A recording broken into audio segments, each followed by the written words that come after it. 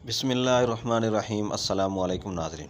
आज की इस वीडियो में हम करेले की काश्त के हवाले से बात करेंगे कि इससे पूरे साल में किस वक्त कैसे लगाया जा सकता है और किन किन तरीक़ों से हम इसे लगा सकते हैं। इसके अलावा क्योंकि ये 8-9 माह तक एक फ़सल चलती रहती है, इसका मतलब है कि ये पूरा साल ही फ़सल चलती रहती है, इसे किसी दूसरी फ़सल की जगह लगाने की ज़रूरत नहीं है। दूसरा, इतने लंबे अरसे की फ़सल होने के साथ साथ जो करेला और मिर्च है, इसे एक्सपोर्ट में काफ़ी अहमियत हासिल है, जिससे काश्तकार को एक अच्छा खासा मुनाफा मिल जाता है और एवरेज जो रेट है वो अच्छा बन जाता है। तो इस वीडियो में हम बात करेंगे कि पूरे साल में करेले को किस वक्त काश्त किया जाता है और कौन कौन से तरीके इसके लिए फ़ायदेमंद हैं और कौन से तरीके से हम इसकी पैदावार है वो बढ़ा सकते हैं और किन तरीक़ों से फ़सल जो है वो अक्सर काश्तकार नाकाम हो जाते हैं। तो आज इस पर बात करेंगे। वीडियो शुरू करने से पहले जिन काश्तकार भाइयों दोस्तों ने अभी तक हमारे चैनल को सब्सक्राइब नहीं किया तो वो सब्सक्राइब कर लें, घंटे के चैनल को प्रेस कर दें ताकि इस तरह की अपडेट आप तक बर वक्त पहुँच सकें। तो सबसे पहले इसके हम जो वक्त काश्त है उस पर बात कर लेते हैं, क्योंकि जो हम लो टनल या वॉकिंग टनल में से काश्त करते हैं, एक तो ये सेल्फ पॉलिनेटेड क्रॉप ना होने की वजह से हम ऐसे वक्त में काश्त करते हैं कि क्योंकि जब वॉकिंग या लो टनल हो, जब इस पर फ्रूटिंग आ जाए तो उस वक्त हम अपना टनल जो है वो उतार लें। तो अमूमन इसे दिसंबर से जो इसकी पनीरी है वो काश्त करना शुरू हो जाती है और दिसंबर के एंड तक, चाहे वॉकिंग हो या लो टनल, हम वो लगाना शुरू कर देते हैं। तो इसकी जो पनीरी है वो 15 से 20 दिन के अंदर तैयार हो जाती है। तो अगर हम ओपन काश्त के हवाले से बात करें तो वो तकरीबन जनवरी के एंड में, अगर आप बीज के ज़रिए लगा रहे हैं तो वो भी आप जनवरी के एंड में शुरू करेंगे। अगर आप ट्रे के अंदर पनीरी लगाकर काश्त करना चाहते हैं तो वो भी 10-15 दिन के अंदर तैयार हो जाती है। 15 फरवरी के बाद आप पनीरी को वो शिफ्ट कर सकते हैं। जो इसका जो तीसरा टाइम आता है जो वो तकरीबन गंदम की कटाई के बाद शुरू होता है। तो तकरीबन जो पूरे पाकिस्तान में 10 जुलाई के बाद जो इसकी वो गंदम के बाद जो काश्त है वो शुरू हो जाती है। तकरीबन सारा साल ये इसकी काश्त जो है वो चलती रहती है। तो इस वक्त जो सबसे आम तरीका जो है वो लो टनल का ही है, क्योंकि दिसंबर में जो इसके अंदर वो सीड लगा दिया जाता है और तकरीबन मार्च में से जाके ओपन कर दिया जाता है। फिर जब इसे ओपन कर देते हैं तो वो दो तरीके आम ही है। एक तो है कि जो हमने बेड बनाया होता है बेल के चलने के लिए, वो अब वैसे ही हम बेल को ज़मीन के ऊपर फैला देते हैं और बेल वो ज़मीन के ऊपर ही पड़ी रहती है और वो जो हमें प्रोडक्शन होती है वो इसी तरीके में सबसे कम प्रोडक्शन मिलती है। इसके अलावा जो दूसरा तरीका होता है कि जब हम जैसे हम अपने लो टनल को रिमूव करेंगे तो हमने अपनी बेल को सीधा करने से पहले बांस लगा देने और उस पर जाल लगाकर हम अपनी बेल को उस पर चढ़ा देते हैं। तो ये जो वॉकिंग टनल या हाई टनल होता है उसके बराबर नहीं तो उसके तकरीबन नज़दीक हम जो है वो अपनी पैदावार ले रहे होते हैं। तो इसके बहुत ज़्यादा फ़ायदे होते हैं। एक तो हमारी जो बेल है उसकी लाइफ बढ़ जाती है।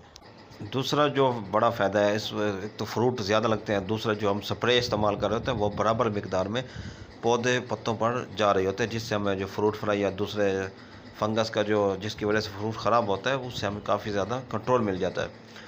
तो दूसरा जो आम तौर पर किसानों में ये बात पाई जाती है कि जो बेल हम ज़मीन पर चलाते हैं उसमें बीमारियों का अटैक कम होता है। जो कीड़ों का जो फ्रूट फ्लाई का जो बेल पर जो हम जाल पर बेलें चढ़ा देते हैं उस पर फ्रूट फ्लाई का जो अटैक है वो ज़्यादा होता है, उससे फ्रूटिंग ज़्यादा ख़राब होती है। तो असल में जो बेल पर जो जाल पर हमने बेलें चढ़ाई होती हैं उनकी फ्रूटिंग जो है वो आम आँख से नज़र आ रही होती है वो आसानी से। तो उस पर जो फ्रूट फ्लाई का अटैक होता है वो हमें आसानी से नज़र आ जाता है। जो बेल ज़मीन पर पड़ी होती है वो उसका जो ऊपर पत्ते होते हैं नीचे फल होता है, तो वो हमें ख़राब भी हो रहा हो तो हमें आम आँख से नज़र नहीं आता, बड़ी मुश्किल से नज़र आता है। या जो नीचे वाले जो छोटे छोटे फ्रूट लगे होते हैं वो गलना सड़ना शुरू हो जाते हैं, वो हमें पता नहीं लगता जब तक हम उसे सही तरीके से बेल को चेक ना करें। तो बज़ाहिर इसके जो जाल पर लगे होते हैं वो तो सामने नज़र आ जाता है, जिससे हमें ज़ाहिर होता है कि इस पर फ्रूट फ्लाई का ज़्यादा अटैक हुआ है बजाय निस्बत के जो ज़मीन पर चल रहे थे। ये बात गलत है, क्योंकि जो ज़मीन पर चल रहे थे उससे बहुत सारे हमारे जो फ्रूट है वो ख़राब हो जाते हैं, बजाय इसके जो बेल पर चल रहे होते हैं उससे हमारे फ्रूट ज़्यादा लगते हैं और उससे हमारी काफ़ी ज़्यादा पैदावार मिल रही होती है। दूसरा, जो जाल पर करेले की बेलें चढ़ी होती हैं उन पर जो वाइट जो फ्रूट फ्लाई का जो अटैक होता है उससे हम आसानी से कंट्रोल कर सकते हैं बनिस्बत जो ज़मीन पर बेलें पड़ी होती हैं उनके। तो इसी तरह अगर हम इनका दीगर फसलों की तरह कंपैरिजन किया जाए, जिस तरह कपास है, गन्ना है या गंदम है, अगर बागात को ले लें, क्योंकि जो कपास, गंदम, गन्ना है वो 6-6 महीने की फसलें होती हैं। अगर बागात को देखा जाए तो वो 2-2, 3-3 साल तक फल नहीं देती। तो इसलिए हमें ऐसी फसलों की तरफ जाना चाहिए जो दूसरे तीसरे माह जो प्रोडक्शन देना शुरू कर दे, ताकि जो हमारी पैदावार है वो मुतासिर ना हो और हमें एक अच्छा खासा मुनाफा मिल सके। तो इसके साथ साथ अब इसकी बात करते हैं, क्योंकि इसमें जो सीड सिलेक्शन होती है वो बहुत ज़रूरी होती है, क्योंकि कुछ लोग सस्ता बीज खरीद लेते हैं और डीलर हजरात भी तो अपनी दुकानदारी चमकाने के लिए आपको तरह तरह के बीज दिखाते हैं और सस्ता बीज फार्मर भी ले लेता है 2000-5000 को। देखने की बजाय वो एक अच्छा अगर सीड सेलेक्ट कर ले तो उससे जो, क्योंकि उसकी जो पैदावार है वो 9 माह तक पूरी मुतासर होती रहती है।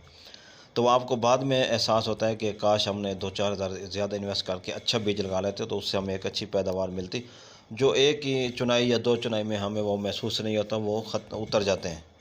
तो इसलिए सीड सिलेक्शन अच्छी तरीके से करें।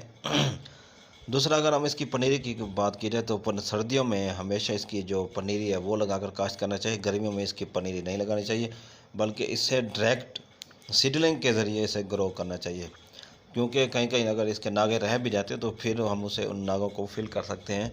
गर्मियों में इसकी पनीरी तैयार नहीं कर सकते, क्योंकि गर्मियों में जो हम डायरेक्ट सीडलिंग के ज़रिए पौधे ग्रो करते हैं कि एक तो उनकी जड़ें हैं वो सही तरीके से लग जाती हैं, क्योंकि जो ट्रे में उगाया जाता है उसकी जड़ें सही तरीके से नहीं लगती, या हमें शिफ्ट करने के दौरान उसकी जड़ें जो वो कमज़ोर हो जाती है, डैमेज हो जाती है। इस वजह से पौधा गर्मियों में ज़्यादा सूख जाते हैं, बीमार हो जाते हैं।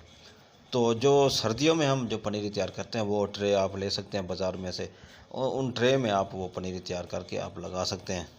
इसके साथ साथ जो इसका बीज है या पनीरी है वो नमी को बहुत ज़्यादा महसूस करता है, क्योंकि इसकी जो नमी या पानी ज़्यादा लग जाए तो उससे इसके बीज या पनीरी के मर जाने का ख़तरा होता है। तो कोशिश करें कि जो इसकी सीड ट्रीटमेंट है वो बहुत ज़रूरी है।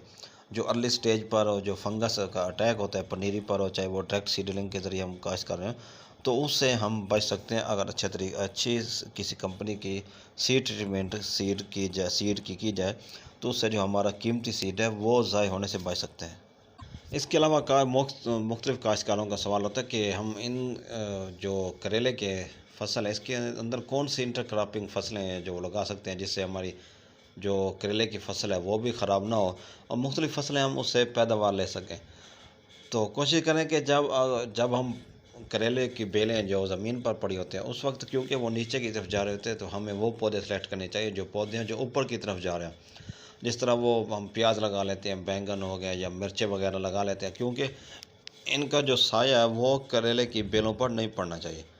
ये सिर्फ उस सूरत में मुमकिन है जब हम जो करेले की बेलें होती है वो ज़मीन पर पड़ी हों। जब हम इन बेलों को बांसों के ऊपर चढ़ा रहे होते हैं जाल पर, तो फिर कतन भी हम ये इंटरक्रॉपिंग नहीं कर सकते, क्योंकि उस वक्त जो खेल का साइज़ होता है वो 5 से 6 फुट बड़ी मुश्किल से होता है। वो भी क्योंकि जो हमने कल्चर प्रैक्टिस करनी होते हैं, कोई स्प्रे वगैरह करनी है, तो उसके लिए हमने रखना होता है।